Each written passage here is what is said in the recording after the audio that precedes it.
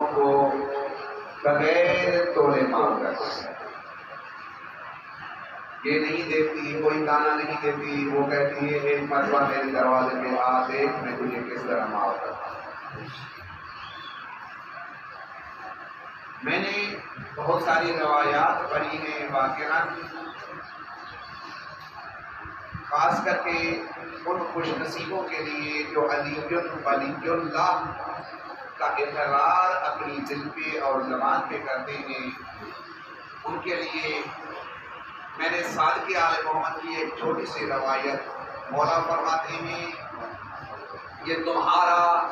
ہماری ولایت کا اقرار کرنا تب تک قابل قبول نہیں ہے جب تک اللہ کی اطاعت نہیں کرے۔ اور یہ جملہ عام جملہ نہیں ہے۔ اب یہاں پر میں خوشامد کر کے آپ کو کوئی اور روایت پڑھ کے جاؤں سناؤں تو کل کے دن میں مجرم کہلاؤں گا، لیکن چونکہ حق ہے، قرآن میں ہے قولوا قولا سدیدا، جو بھی کہنا ہے سچ کہتے ہیں، بھلے کڑوی بات ہو۔ میں نے پچھلے جمعے میں کہا تھا کہ اگر کڑوی بات کو چھپانا لازمی ہوتا تو رسول خدا سب سے پہلے چھپاتے،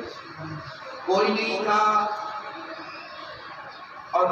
کمپرومائز کرتے کہ ٹھیک ہے تم بھی بتوں کی پوجا کرتے ہو، 360 بت تیرے بھی ہیں کہ میرا بھی مان لو، تم بھی اللہ کو مانتے ہو میرا بھی مان لو، وہ مان لے، جگہ نہیں ہوتی، جھگڑے نہیں ہوتے، فسادات نہیں ہوتے، لیکن اللہ نے کہا، رسول خدا نے کہا نہیں، سب کو ٹھکراؤ، ایک کو سب کا انکار کرو، ایک کا انکار کرو۔